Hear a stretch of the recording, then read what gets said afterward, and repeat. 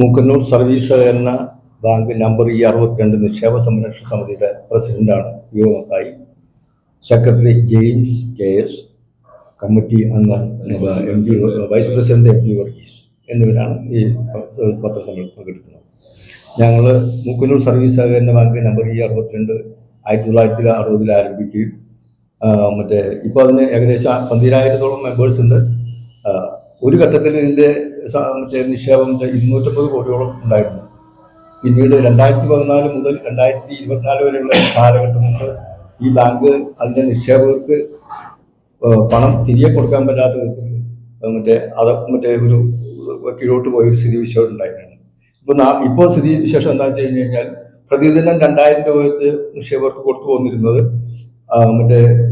കുറച്ച് ആഴ്ചയിൽ അത് 5,000 ആക്കി. അത് വീണ്ടും കുറച്ച് ഇപ്പോൾ 2,000 രൂപ വെച്ചാണ് കൊടുക്കുന്നത്. അതും എല്ലാവർക്കും ലഭ്യമാകാത്ത ഒരു സ്ഥിതിവിശേഷമുള്ള ഈ സ്ഥിതിവിശേഷത്തിലേക്ക് നയിച്ചത് 2014-19 കാലഘട്ടത്തിലും 2019-24 കാലഘട്ടത്തിലും ഇതിൻ്റെ പ്രസിഡന്റായിരുന്ന ശ്രീ KP ബേബി അവർകളാണ്. അദ്ദേഹത്തിൻ്റെ കാലത്ത് കൊടുത്ത വായ്പകളെല്ലാം തന്നെ മതിയായ സെക്യൂരിറ്റി കൂടാതെയും റിയൽ എസ്റ്റേറ്റ് വിഭാഗങ്ങൾക്കായിട്ട് കൊടുത്തത് വഴി തിരിച്ചടവില്ലാത്തൊരു സാഹചര്യം ഉണ്ടായി. ഒരു വ്യക്തിക്ക് സ്വന്തം നിലയിലും 48 മറ്റംഗങ്ങളെ ബിനാമിയാക്കിക്കൊണ്ട് 18 കോടി പരം രൂപ വായ്പ കൊടുത്തിട്ടുണ്ട്. മറ്റൊരു വ്യക്തിക്ക് തൻ്റെ പേരിലൊരു വായ്പയും മറ്റ് 28 ബാങ്കുകളുടെ പേരിൽ ബിനാമിയായിട്ട് വായ്പ എടുത്തു. ഈ വായ്പകളിലൊന്നും ഇപ്പോൾ ഒരു സംഖ്യയും തിരിച്ചു വരുന്നില്ല. അടുത്ത കാലത്തായിട്ട് ഇവിടെ ലേലം നടക്കുകയുണ്ടായി. ഈ ബാങ്കിന്റെ ചരിത്രത്തിൽ തന്നെ ആകെ നടന്നിട്ടുള്ള ലേലം എന്ന് പറയുന്നത് 4 അതിൽ ആകെ ഈ ബാങ്കിന് കിട്ടേണ്ട കാശ് എന്ന് പറയുന്നത് സംഖ്യ എന്ന് പറയുന്നത് 2,03,00,000 രൂപയാണ്. ആയതിൽ പിരിഞ്ഞു കിട്ടിയത് 56,90,000 രൂപയാണ്. 1,46,10,000 രൂപ ഈ 4 വായ്പാ കുടിശ്ശികളിൽ നിന്നും ഇനി പിരിഞ്ഞു കിട്ടാനുണ്ട്. അതുപോലെയാണ് മൊത്തത്തിൽ എല്ലാ സെക്യൂരിറ്റികളിലും നില. അപ്പോൾ ഈ സാഹചര്യം കണ്ടെത്തിയതിനെ തുടർന്നാണ് ഞങ്ങൾ ഇങ്ങനൊരു സമിതി രൂപീകരിച്ച് പ്രവർത്തനം ആരംഭിച്ചത്. മുഖ്യമന്ത്രി തുടങ്ങിയ നേതാക്കൾക്കും സഹകരണ വകുപ്പിലെ രജിസ്ട്രാർ, ജോയിന്റ് രജിസ്ട്രാർ എറണാകുളം ജില്ല, ഇവർക്കൊക്കെ ഞങ്ങൾ പരാതി അയച്ചു.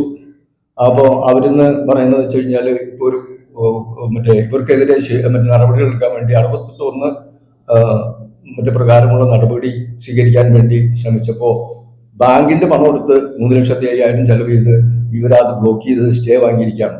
ആ സ്റ്റേ നീങ്ങാതെ ഇനി ഒന്നും സംഭവിക്കില്ല എന്നുള്ള നിലയിലാണ് സഹകരണ വകുപ്പ് രജിസ്ട്രാർ നമുക്ക് തന്നിരിക്കുന്ന വിവരം. ആ കേസിൽ ഇപ്പം നമ്മൾ ഈ സമിതിയുടെ 2 നിക്ഷേപകരെ, സാംഗങ്ങളായ 2 നിക്ഷേപകരെ കക്ഷി ചേർത്തുകൊണ്ട് അത് ആ പെറ്റീഷനിൽ നമ്മൾ കക്ഷിയായിട്ടുണ്ട്. ഇത് സ്റ്റേ തള്ളി തുടർ നടപടികൾ എടുക്കാത്ത പക്ഷം സംഘത്തിന് അല്ലെങ്കിൽ ബാങ്കിന് പിരിഞ്ഞുകിട്ടേണ്ടുന്ന സംഖ്യകൾ പിരിഞ്ഞു കിട്ടാനുള്ള സാധ്യത കുറവാണ്. അവരിൽ നിന്ന് ഈടാക്കേണ്ടതായിട്ടുള്ള ഒരു സ്ഥിതിവിശേഷം ഉള്ളതായിട്ടുള്ള സ്ഥിതിയാണ് ഇപ്പോൾ നിലവിലുള്ളത്. ആ സാഹചര്യത്തിലാണ് ഇപ്പോൾ ഈ നടക്കുക. ഇതേ തുടർന്ന് ഞങ്ങൾ ഈ വരുന്ന തിങ്കളാഴ്ച ഒക്ടോബർ 27 തിങ്കളാഴ്ച രാവിലെ 10:30 ഒരു പ്രതിഷേധ ധർണ മൂക്കന്നൂർ സർവീസ് സഹകരണ ബാങ്കിന്റെ മുന്നിൽ സംഘടിപ്പിച്ചിട്ടുണ്ട്. അതിൽ വിവിധ രാഷ്ട്രീയ സാമൂഹിക നേതാക്കൾ പങ്കെടുത്ത് സംസാരിക്കുന്നുണ്ട്. നിക്ഷേപകരുടെ സംരക്ഷണത്തിന് വേണ്ടി ആവശ്യമായ മേലധികാരികളുടെ ശ്രദ്ധയും ഇടപെടലും ഉണ്ടായി ഈ കാര്യങ്ങൾ പരിഹരിക്കാനുള്ള വരുത്താൻ വേണ്ടിയിട്ടാണ് ഞങ്ങൾ ഈ ശ്രമം നടത്തുന്നത്. ഞങ്ങൾ ആരംഭിച്ചത് തന്നെ ഈ നഷ്ടപ്പെട്ടിരിക്കുന്ന, ഒത്തിരിയേറെ കഷ്ടപ്പെട്ട് ബാങ്കിൽ പണം നിക്ഷേപിച്ചവരുടെ പണം തിരിച്ചു കിട്ടുന്നതിന് വേണ്ടി നിയമ നടപടികൾ സ്വീകരിക്കുക എന്ന ലക്ഷ്യത്തിൽ തന്നെയാണ്. ഇത് വളരെ നല്ല രീതിയിൽ പ്രവർത്തിച്ചുകൊണ്ടിരുന്ന ഒരു കോപ്പറേറ്റീവ് സൊസൈറ്റിയാണ്. അതിന് ഇതുപോലെ ഭരണത്തിലിരുന്ന രണ്ട് ടേമായിട്ട് 2014, 19, 24 കാലഘട്ടങ്ങളിൽ ഇരുന്ന ഭരണസമിതിയും അന്നത്തെ സെക്രട്ടറി MV ചെറിയാച്ചനും കൂടി നടത്തിയ ബിനാമി ഇടപാടുകളുടെ പരിണത ഫലമാണ് ഇപ്പം ഈ സൊസൈറ്റി നേരിട്ടുകൊണ്ടിരിക്കുന്നത്. ആയതുകൊണ്ട് അതിനെതിരെ നടപടി സ്വീകരിക്കണമെന്ന് പറഞ്ഞ് ഞങ്ങൾ 21 പേര് അങ്കമാലി പോലീസ് സ്റ്റേഷനിൽ പരാതി നൽകുകയും, എന്നാൽ നാളിതുവരെ അതിന് FIR ഇടാൻ അവർ തയ്യാറായിട്ടില്ല എന്നുള്ളതാണ് സത്യം. ഇതിലെല്ലാം ഒരു നടപടി ഉണ്ടാകണം എന്ന ഉദ്ദേശത്തോടെയാണ് ഞങ്ങൾ 27 തിങ്കളാഴ്ച 10:30 കോപ്പറേറ്റീവ് ബാങ്കിന്റെ മുമ്പിൽ ഒരു ധർണ സംഘടിപ്പിക്കുകയും അതിൽ കഴിയുന്നത്ര ആളുകളെ പങ്കെടുപ്പിച്ചുകൊണ്ട് ഈ പ്രസ്ഥാനത്തിന് ഇതിലൂടെ പണം ഇതിലെ നിക്ഷേപകർക്ക് കിട്ടുന്നതിനുള്ള നടപടികൾ സ്വീകരിക്കുന്നതിന് വേണ്ടിയിട്ടുള്ള ഒരു സമ്മർദ്ദം എന്ന രീതിയിലാണ് ഞങ്ങൾ. ഇപ്പോഴത്തെ സംഘത്തിന്റെ അവസ്ഥ പൈസ കൊടുത്തവർക്കോ ലോൺ മേടിച്ചവർക്കോ ഒന്നും പ്രത്യേക പ്രശ്നങ്ങൾ കാണുന്നില്ല. കാരണം ലോൺ കൊടുത്തവർ അവരുടെ രീതിയിൽ ആവശ്യത്തിനനുസരിച്ച് കൊടുത്തിട്ടുണ്ട്, പൈസ എടുത്തവർ ലോൺ ആവശ്യത്തിന് അവർ ലോൺ എടുത്തിട്ടുണ്ട്. പക്ഷെ അവർക്കൊന്നും ആവലാതി ഇല്ല. പക്ഷെ ഇപ്പൊ ആവലാതി ഉള്ളത് സംഘത്തിലെ പൈസ ഏത് കഷ്ടപ്പെട്ട് പൈസ നിക്ഷേപിച്ചിരിക്കുന്ന നിക്ഷേപകർക്കാണ് പൈസ ബുദ്ധിമുട്ട് അനുഭവപ്പെടുന്നത്. കാരണം ദിവസവും രാവിലെ സംഘത്തിൽ വന്ന് ഒത്തിരി പേര് വന്നേക്കും. ആദ്യമൊക്കെ കുറച്ച് കൊടുത്തിരുന്നു, പിന്നെ ഇപ്പൊ ടോക്കൺ സമ്പ്രദായമാക്കി. ആ സമ്പ്രദായത്തിൽ കിട്ടുന്ന സ്ഥിതിക്ക് ലക്ഷങ്ങൾ നിക്ഷേപിച്ചവർക്കാണ് ഈ 2000 വെച്ച് കിട്ടുന്നുള്ള ആശാല. അതായത് മക്കളുടെ വിദ്യാഭ്യാസത്തിന് വേണ്ടിയിട്ട്, ആശുപത്രി ചെലവിന് വേണ്ടിയിട്ട്, കല്യാണ ആവശ്യങ്ങൾക്ക് വേണ്ടിയിട്ട്, ഇങ്ങനെ പല ആവശ്യങ്ങൾക്കും വേണ്ടിയിട്ട് ഓരോരുത്തർ കഷ്ടപ്പെട്ട് പൈസ നിക്ഷേപിച്ചിരിക്കുന്നതാണ്. അതിൻ്റെ പലിശ മൂലം ചോദിക്കാൻ ചെന്ന സമയത്ത് നമുക്ക് പലിശ പോലും കിട്ടാത്തൊരു സാഹചര്യമാണ് ഇപ്പം നിലവിലിരിക്കുന്നത്. അത് പറയുന്നത് വെച്ചിട്ടുണ്ടെങ്കിൽ അവർ പറയുന്നത്, നമ്മൾ അപേക്ഷ കൊടുത്തത് പറയുന്നത് പൈസ വരുന്നതിനനുസരിച്ച് തരാമെന്ന് പറയുന്നു. ഇടയ്ക്ക് ഏതെങ്കിലും ടൈമുകൾ പൈസ അടയ്ക്കുമ്പോൾ അതിന് കൊടുത്ത് പൈസ കൊടുക്കുന്നു, ബാക്കി വേണ്ടുന്നതിന് വേണ്ടി വരുന്നു. ദിവസത്തിന് ഏത് സമയത്ത് എത്ര കാലം കഴിഞ്ഞാലും ശരിയാവണമെന്നുള്ളതിനെ കുറിച്ചൊരു ഐഡിയ ഞങ്ങൾ കിട്ടുന്നില്ല. കാരണം ലേലത്തിൽ വയ്ക്കുന്ന വസ്തുക്കൾ ലേലത്തിൽ ചെയ്യുമ്പോൾ അതിൻ്റെ എന്തെങ്കിലും കാര്യങ്ങൾ പറഞ്ഞ് കേസിന് പോകുന്നൊരവസ്ഥ കിട്ടുന്നു. അപ്പം അങ്ങനെ ശരിയായ രീതിയിൽ ലേലം നടക്കില്ല.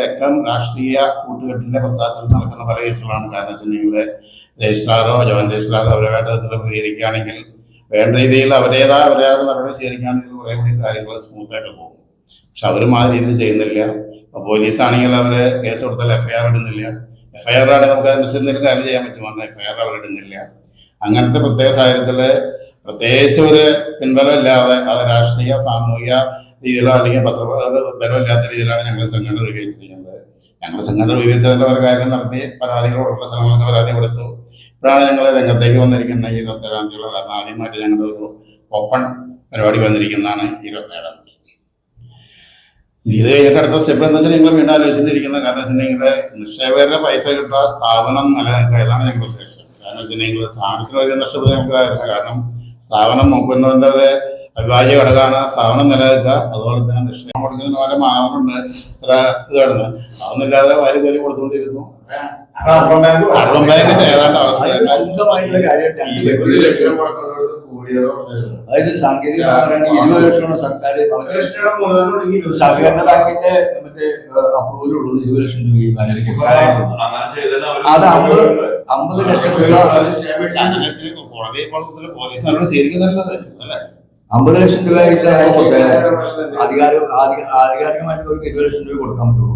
ഇവര് ബൈലോ അമെന്റ് ചെയ്തു 50 ആക്കി. പക്ഷെ ഗവൺമെന്റ് അപ്രൂവ് ചെയ്തില്ല. എന്നാലും സമിതിയായിട്ട് 50 ലക്ഷം രൂപ കൊടുത്തു. അത് വളരെ അതിക്രമമായ ഒരു സംഭവമാണ്. മാത്രമല്ല ഈ പറയുന്ന മറ്റേ കാശുകൾക്ക് അഡിക്വേറ്റ് സെക്യൂരിറ്റി മതിയായ ഈടോ ജാമ്യമോ സ്വീകരിക്കാതാണ്. ഇപ്പൊ എന്താ വെച്ച് കഴിഞ്ഞാൽ ശരിക്കും പറഞ്ഞു കഴിഞ്ഞാൽ ഈ കച്ചവടം നടക്കുന്നത് അന്ന് ബിനാമികൾക്കാണ് കൊടുത്തത്. വെച്ച് കഴിഞ്ഞാൽ 48 ബിനാമിയും ഒരു വ്യക്തിയും കൂടിയാണ്. അത് റിയൽ എസ്റ്റേറ്റിലേക്കാണ് പണം അന്ന് ചോർത്തിയത്. അത് ഒരാൾക്ക് തന്നെ 18,79,80,000 രൂപയാണ് കൊടുത്തത്. അതിലൊറ്റ പൈസയും പിരിഞ്ഞു വന്നിട്ടില്ല. അതും അവന്റെ സഹോദരനാണ് മറ്റൊരാൾക്ക്. അവന് വെച്ച് കഴിഞ്ഞാൽ ഒരു ലോൺ അവൻ സ്വന്തമായിട്ട് എടുത്തു, അത് 50 ലക്ഷമാണ്. ബാക്കിയുള്ള ലോൺ 28 അംഗങ്ങളുടെ ബിനാമി ആക്കിക്കൊണ്ട് അത് എടുത്തു. അത് കിട്ടി 6 കോടി മറ്റേ 40 ലക്ഷം രൂപയോളം വരുന്ന ആ സംഖ്യ സെക്രട്ടറി മരിച്ചുകൊണ്ടുപോയത്. മറ്റേ സെക്രട്ടറിക്ക് യാതൊരു കാരണവശാലും മെമ്പർഷിപ്പ് കൊടുക്കാൻ പോലും പാടില്ല. ബി ക്ലാസ് മെമ്പർഷിപ്പ് കൊടുത്ത് മറ്റേ അയാളുടെ പ്രോപ്പർട്ടി ഇടുവെച്ച് 1 കോടി 1,25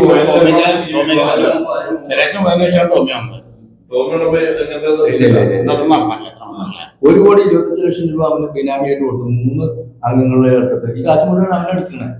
കാരണം വെച്ച് കഴിഞ്ഞാൽ അവന്റെ ബിനാമിക്ക് ലോൺ ഇട്ട് കഴിഞ്ഞാൽ ലോൺ അവർ ക്രെഡിറ്റ് ചെയ്ത് കഴിഞ്ഞാൽ നെക്സ്റ്റ് ഡേ ഇവന്റെ അക്കൗണ്ടിലേക്ക് അത് ട്രാൻസ്ഫർ ചെയ്യും. അങ്ങനെ അത് എടുത്തു. ഭാര്യയുടെയും മകളുടെയും പേരിൽ 80 ലക്ഷം രൂപ എടുത്തു.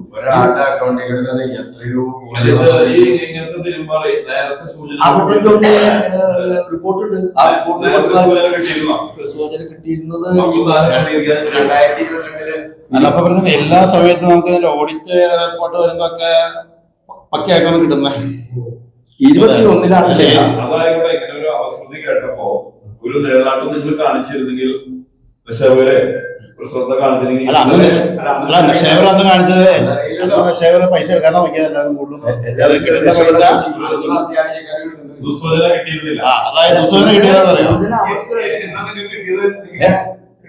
ഇരുപത്തിരണ്ടിലാണ് ഇവര് ഈ അന്വേഷണ റിപ്പോർട്ട് പുറത്തു വരുന്നത്. അന്വേഷണ റിപ്പോർട്ട് പുറത്തു വരുമ്പോൾ അതിനകത്ത് 42,63,00,000 രൂപയുടെ ഒരു ടോട്ടൽ ലോസ് വരാൻ സാധ്യതയുണ്ടെന്നുള്ള കണ്ടെത്തലാണ് റിപ്പോർട്ടിനകത്തുള്ളത്. ആ കണ്ടെത്തൽ ഞാൻ നേരത്തെ പറഞ്ഞിട്ടുള്ള കാര്യങ്ങളിൽ പറഞ്ഞിരിക്കുന്നത് ഈ പറയുന്ന 18 കോടിയും 6 കോടിയും ഒക്കെ കൊടുത്തിരിക്കുന്നതും ഒക്കെ ആ റിപ്പോർട്ടിന്റെ ഭാഗമാണ്.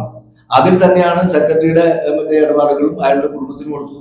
അതിനകത്ത് ഇപ്പൊ ഈ സെക്രട്ടറി കുടുംബത്തിന്റെ പേരിൽ 80 ലക്ഷം രൂപ ഇപ്പൊ പിരിഞ്ഞിട്ടുണ്ട്. ഒന്നേ കാലായി. അത് ഓപ്ഷൻ ചെയ്തപ്പോൾ കിട്ടിയത് വെറും 43,90,000 രൂപയാണ്. അങ്കമാലി പ്രോപ്പർട്ടിയാണ്. അല്ല, അപ്പൊ 3 വർഷം മുന്നേ ഈ സൂചന കിട്ടിയപ്പോ 22 അത് ആളുകളെ ഇപ്പൊ തന്നെ പ്രതികരിച്ച് ഒന്നാമത്തെ പ്രതികരിക്കാൻ തന്നെ ഇങ്ങനെ കൃത്യമായ രേഖകൾ കിട്ടു തുടങ്ങിയപ്പോഴും പിന്നെ ആൾക്കാരെ നോക്കുന്നത് എന്റെ പൈസ ഇട്ടാണ് ഞാൻ എടുക്കാൻ നോക്കണത്, എനിക്ക് പൈസ എടുക്കാൻ നോക്കുന്നത്. അവരുടെ അപ്പൊ അതിനൊരു വിഷയത്തിലേക്ക് കരുവന്നൂർ തട്ടിപ്പോന്നപ്പോ കുറെ ചെല്ലുമ്പോൾ പറയുന്നത് കാശ് നിങ്ങളുടെ തരും, ഒരു പോക്കില്ല, ഈ കേസിനകത്തൊക്കെ പോയി നിങ്ങളുടെ കാശ് കിട്ടില്ല, അതുകൊണ്ട് നിങ്ങൾ കൂട്ടി പോകും. ഇത് ന്യായങ്ങളോ നേതൃത്വം ഇടപെടാതെ ഒരു ബാങ്ക് യൂണിയൻ ഒരു അതല്ല. ബാങ്ക്